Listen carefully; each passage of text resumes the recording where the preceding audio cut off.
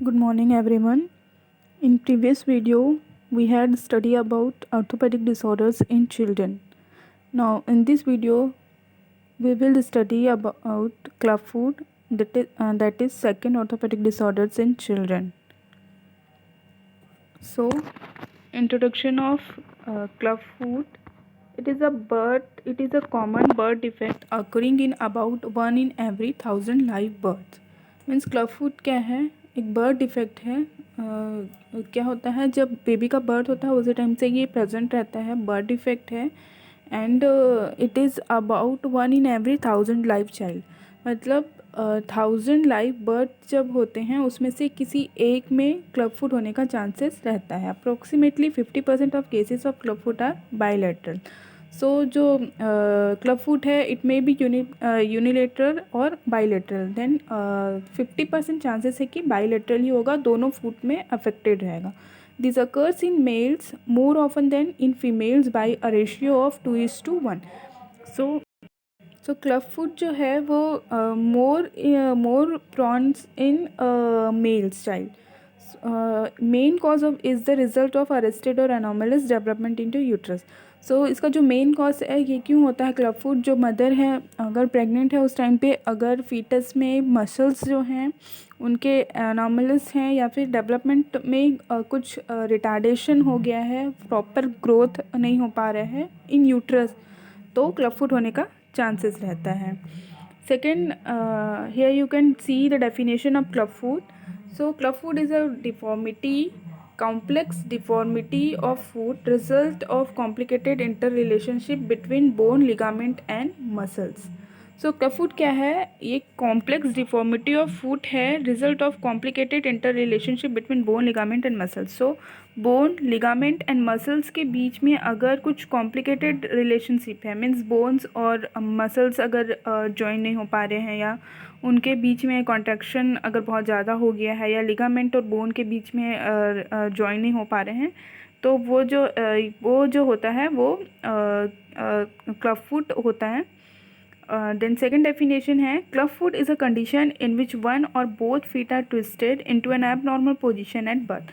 So clubfoot क्या है? Condition है इसमें एक या दोनों में जो फीट्स हैं, लोअर लिम्ब्स होते हैं वो ट्विस्टेड होते हैं एबनॉर्मल पोजीशन में। उनका जो पोजीशन होता है नॉर्मल नहीं होता, ट्विस्टेड होंगे। सो कॉजेज ऑफ क्लबफुट नेक्स्ट है। कॉजेज ऑफ क्लबफुट क्या है? The cause of clubfoot isn't known, idiopathic, family history. So next है abnormal position and restricted movement in uterus. सो जो मेन कॉज ऑफ क्लबफुट है वो इडियोपैथिक है, मतलब उसका नोन कॉज कोई पता नहीं है, लेकिन family history, if there is any cases of clubfoot in their family, so जो बेबी का जो बर्थ होगा हो सकता है उनमें उसमें क्लबफुट हो। Then abnormal position and restricted movement in uterus, if there is oligohydramnios, अगर अमनियोटिक फ्लूइड जो है वो कम है तो बेबी का जो मूवमेंट है प्रॉपर नहीं हो पा रहा है, उस एबनॉर्मल पोजीशन पे है बेबी, तो उस केस पे क्लबफुट होने का चांसेस रहता है। देन नेक्स्ट है types. There are mainly 4 types है जो हम लोग नॉर्मली पढ़ते हैं। इनमें बहुत ज़्यादा टाइप्स हैं लेकिन जो 4 मेन टाइप्स हैं, फर्स्ट है टेलिपस वेरस। टेलिपस वेरस क्या होता है? इन्वर्जन और बेंडिंग इनवर्ड्स ऑफ फूट। सो तो टेलिपस वेरस में क्या होगा, इसमें जो फीट है, जो बेबी का फीट है, लोअर लिम्ब, जो टोज़ हैं, एंकल्स हैं, ये सब क्या होगा? इन्वर्जन और बेंडिंग इनवर्ड्स ऑफ फूट, तो बॉडी के अंदर की तरफ मुड़े होंगे। देन टेलिपस वेल्गस सेकेंड है, टेलिपस वेल्गस इवर्जन और बेंडिंग आउटवर्ड्स ऑफ फूट। तो जो फीट है बेबी का वो बाहर, बॉडी के बाहर तरफ मुड़ा हुआ रहेगा, उसका जो मूवमेंट है वो आउटवर्ड होगा। देन नेक्स्ट है talipes equinus, plantar flexions and toe is lower than heel. So इसमें जो टेलिपस इक्वेनस होता है इसमें क्या होगा? प्लांटर फ्लेक्शन होगा, मतलब प्लांटर जो उसका फ्लेक्शन होगा and toe is lower than heel. जो टो वाला पार्ट है, फिंगर वाला पार्ट है, वो लोअर देन हील रहेगा, हील जो रहेगा वो थोड़ा अपर रहेगा एंड टो जो है वो लो साइड में रहेगा। देन नेक्स्ट है talipes calcaneus, dorsiflexion, toe is higher than heel, treatment require stretching, plant reflexes and invert foot, excellent prognosis. So जो टेल्पस कैल्केनियस है इसमें डॉर्सीफ्लेक्शन होगा, मतलब जो फूट है वो ऊपर की तरफ फ्लेक्स रहेगा। Toe is higher than heel, जो हील है लोअर साइड रहेगा और जो टो है वो हायर साइड में रहेगा। So there are four mainly four types. Talipes varus जिसमें जो फूट है अंदर की तरफ मुड़ा हुआ रहेगा। टेलिपस वेलगस जिसमें आउटवर्ड मोमेंट रहेगा। देन टेलिपस इक्वेनस जिसमें जो टो है वो लोअर देन हील रहेगा। देन टेलिपस कैल्केनियस है जिसमें जो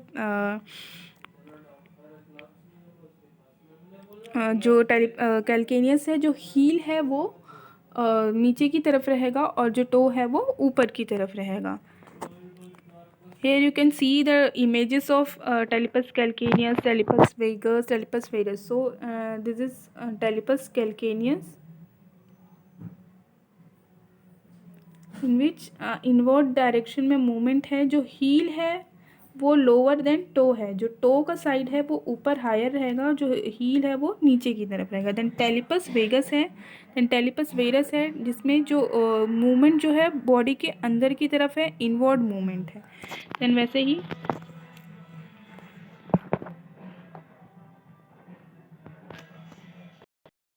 next you can see the images of talipes equinovalgus. इसमें क्या होता है, जो टो हील है वो अपर साइड में रहेगा और जो टो एंड फिंगर है वो लोअर साइड में रहेंगे। तो जो एंकल है वो higher than toes and fingers. And talipes calcaneovalgus, इसमें आप ये जो इमेज है वो टेलिपस कैल्केनोवेगस का है।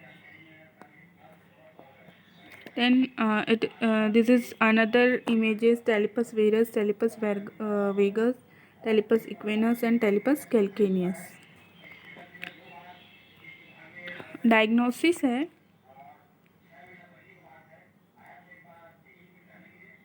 we can diagnose clubfoot by antenatal ultrasound scan. After birth, it can be detected by means of looking at the shape and position of the foot and X-ray.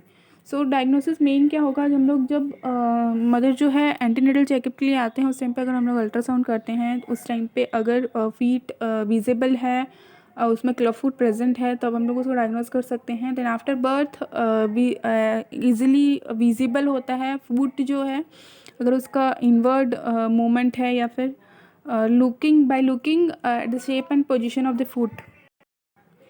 The next है x-ray. So confirmation diagnosis करने, clubfoot का diagnosis करने के लिए हम लोग x-ray करते हैं। द नेक्स्ट है diagnosis. Most commonly a doctor recognise clubfoot soon after birth just from looking at the shape and positioning of the newborn's feet. Occasionally the doctor may request X-ray to fully understand how severe the clubfoot is, but usually X-rays are not necessary. तो most commonly जो doctors होते हैं after birth अगर assessment करेंगे, visible होता है, eyes assessment करते हैं तो उस टाइम पे क्लबफुट प्रेजेंट रहता है। सो अगर कंफर्म करना है तो एक्सरे कर सकते हैं। It's possible to clearly see some cases of clubfoot before birth during baby's ultrasound examination. If clubfoot affected both feet, it's more likely to be seen in ultrasound. While nothing can be done before birth to solve the problem, knowing about the condition may give time to learn more about clubfoot and get in touch with appropriate health experts such as a genetic counselor or an orthopedic surgeon. So USG में जब हम लोग करेंगे, ultrasound जब करेंगे तो जो clubfoot है अगर बोथ फीट में है तो वो यूजुअली उसमें सीन हो जाता है अल्ट्रासाउंड पे। इसलिए हम उस टाइम पे जो मतलब डिलीवरी से पहले, बर्थ के पहले हम लोग ऐसा कुछ ट्रीटमेंट नहीं दे सकते जिससे क्लबफुट ट्रीट हो सके। इसके लिए हम लोग प्रॉपर पेरेंट्स को प्रिपेयर कर सकते हैं, सर्जन से बात कर सकते हैं कि अगर क्लबफुट कुछ सर्जरी करने का ज़रूरत है या फिर जेनेटिक काउंसलर से अपन कंसल्ट कर सकते हैं। देन सिम्टम्स क्या क्या होंगे। If a child has clubfoot, अगर चाइल्ड में क्लबफुट है, हिज और हर फुट में have the following appearance. The top of the foot is usually twisted downward and inward, increasing the arch and turning the heel inward. So क्या होता है, जो top of the foot है usually twisted रहेगा, downwards रहेगा, inwards रहेगा, increasing the arch and turning of the heel inward.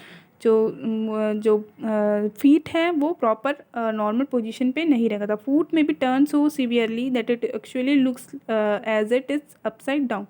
सो ऐसा turn भी रहेगा कि ये ऐसा लगेगा कि अपसाइड डाउन जो है उस टाइप का फीट दिखेगा। The calf muscles in the affected leg are usually under developed. तो जो भी अफेक्टेड लेग है उसमें जो मसल्स हैं, बैक साइड ऑफ मसल्स जो रहते हैं, नी के बैक साइड में जो मसल्स हैं वो सब वीक रहेंगे, अंडर डेवलप्ड रहेंगे, थोड़ा कम ग्रोथ रहेगा उसमें। द अफेक्टेड फुट में be up to half inch about 1 centimetre shorter than the other foot. So अगर यूनिलेटरल है क्लब फुट, तो जो अफेक्टेड लेग है वो हाफ इंच और 1 सेंटीमीटर लेस देन रहेगा, उसका जो शॉर्ट रहेगा as compare to normal leg. So this is the image of club foot.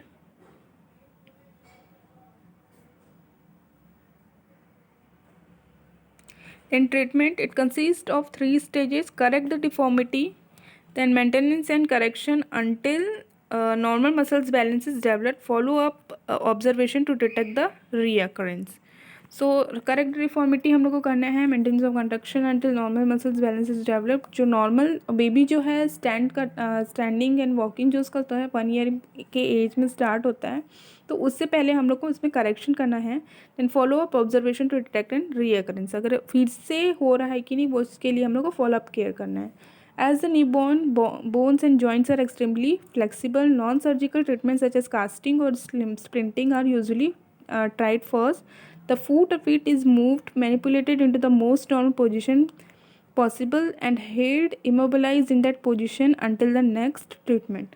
सो इसमें क्या होता है, जो न्यूबॉर्न का बोन्स एंड जॉइंट्स हैं वो बहुत ज़्यादा फ्लेक्सिबल होते हैं, इसलिए हम लोग पहले सर्जरी नहीं करते हैं, इसके लिए मैनिपुलेशन करते हैं, नॉन सर्जिकल ट्रीटमेंट का यूज़ करते हैं, कास्टिंग यूज़ करते हैं, स्ट्रेचिंग यूज़ करते हैं, स्प्लिंटिंग यूज़ करते हैं।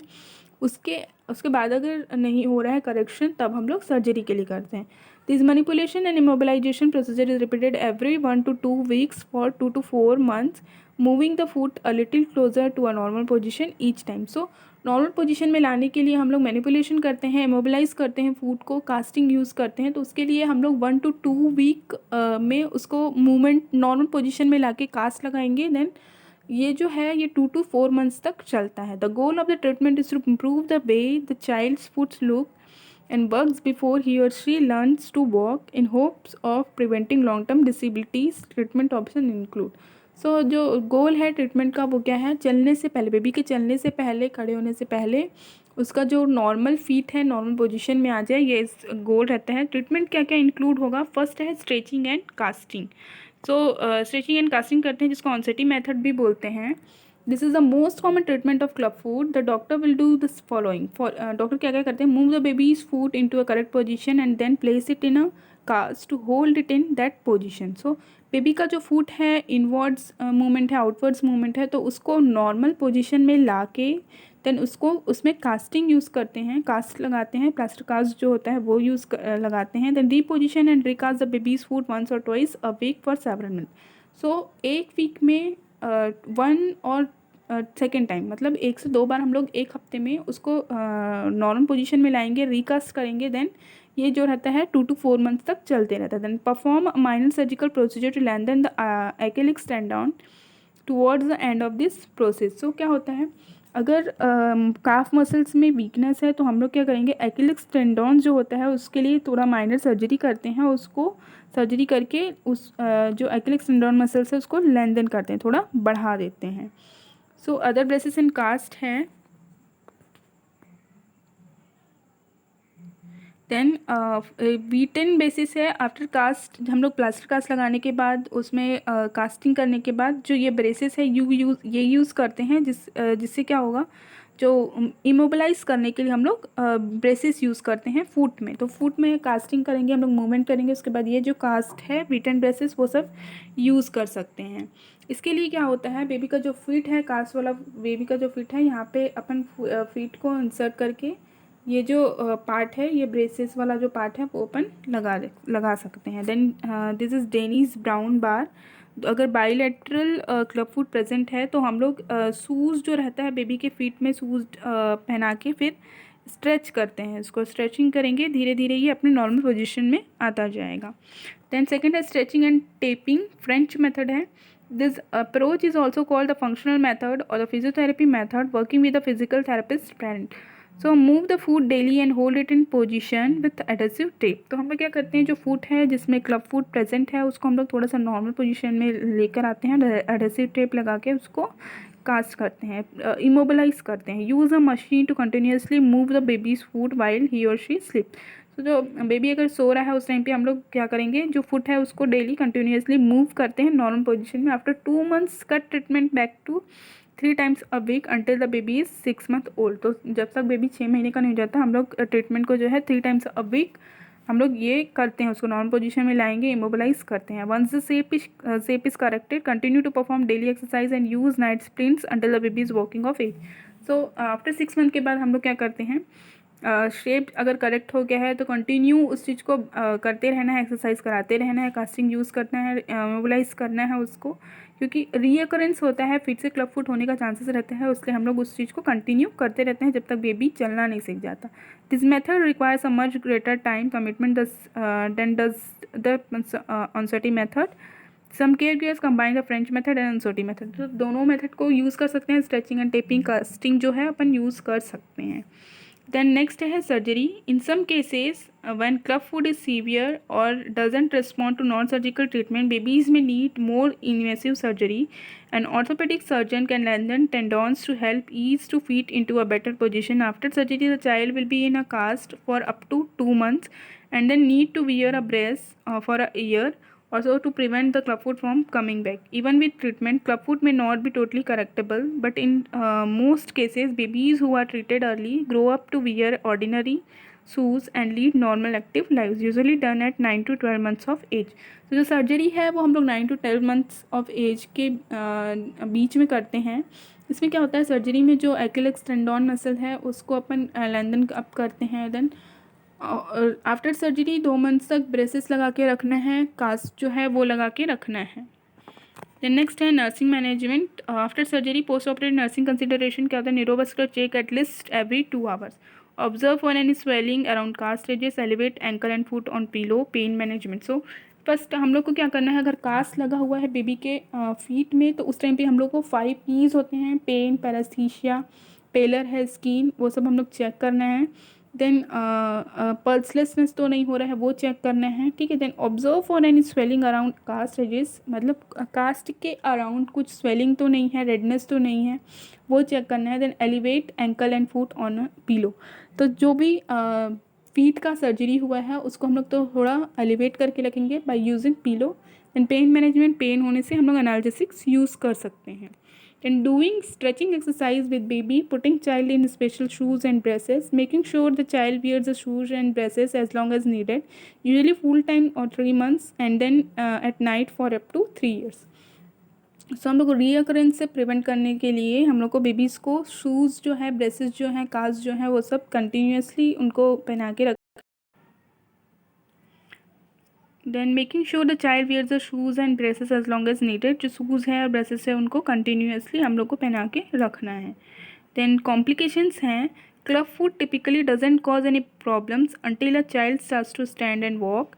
If the clubfoot is treated, the child will most likely walk fairly normally. He or she may have some difficulty with mobility, suicide. So clubfoot की typically कोई problem ऐसा create नहीं करता है अगर बेबी चलना नहीं सीखा है तो। After standing and walking there is main जो डिफ़िकल्टी है मोबिलिटी, द चाइल्ड्स मोबिलिटी में भी स्लाइटली लिमिटेड। जो मैं क्या होगा अगर क्लबफुट के साथ चलना सीखेंगे तो उनमें मोबिलिटी जो है स्लाइटली लिमिटेड रहेगा। Then shoe size है, the affected foot may be up to 1.5 shoe size smaller than the unaffected foot. So unilateral club foot present है तो जो affected foot है वो 1 to 1/2 centimeter जो रहेगा, साइज़ जो है उसका स्मॉलर लगेगा अनअफेक्टेड फूट के कंपेरिजन में। Then however, if untreated, clubfoot cause more serious problem. This can include arthritis. The child is likely to develop arthritis. ठीक है, तो जो चाइल्ड है उसमें आर्थराइटिस होने का चांसेस है अगर क्लबफुट को हम लोग ट्रीट नहीं कर रहे हैं। देन पुअर सेल्फ इमेज रहेगा, the unusual appearance of food में make the child's body image and concern during the teen years. तो क्या होता है अगर एबनॉर्मल फूड है तो वो उसको पुअर सेल्फ इमेज रहेगा, मतलब दूसरों से अलग है इस टाइप का फीलिंग आएगा। Then inability to walk normally, the twist of the ankle may not be allow the child to walk on the sole of the feet to compensate, or he or she may walk on the balls of the feet the outside of the feet or even on the top of the feet or in severe cases. So inability to, अगर कैल्कोनोवेगस अगर है, टेलिपस कैल्कोनोवेगस है, तो उस case में क्या होगा, baby जो नॉर्मली वॉक नहीं कर पाएगा। उस केस में वो क्या करेगा, अपना टोज़ का यूज़ करेगा, एंकल्स का यूज़ करेगा चलने के लिए, तो वो इनएबिलिटी टू वॉक नॉर्मली उनको वॉक करने में प्रॉब्लम होगा। Then muscles development problem, these walking adjustment may prevent natural growth of the calf muscles, cause large sores and callus on the feet and result in awkward gait. So muscle development problem होता है, इसमें baby जो है normally walk नहीं कर पाता है, उसको ग्रोथ, मसल्स ग्रोथ जो होता है वो सब में प्रॉब्लम होता है। So this is about the club food. Mainly जो टाइप्स हैं, 4 टाइप्स हैं, टेलिपस वेरस, टेलिपस वेगस एंड टेलिपस कैल्कोनोवेगस इक्वेनुअस। सो आपको पता होना चाहिए कि कौन कौन से टाइप्स हैं। उसका मैनेजमेंट जो है, मेन 2 टाइप्स ऑफ मैनेजमेंट होते हैं, सर्जिकल मैनेजमेंट और non surgical management. Non surgical management में हम लोग स्ट्रेचिंग करते हैं, कास्टिंग करते हैं, देन ब्रेसेस का यूज़ करते हैं। देन सर्जिकल मैनेजमेंट में माइनर सर्जरीज यूज़ कर सकते हैं, टेंडन और मसल्स का शॉर्टन करते हैं, उसको लेंथन जो हो गया है, अगर कुछ प्रॉब्लम है तो वो सब हम लोग सर्जिकल थ्रू ट्रीट करते हैं। Hope you all understood about club food. Thank you.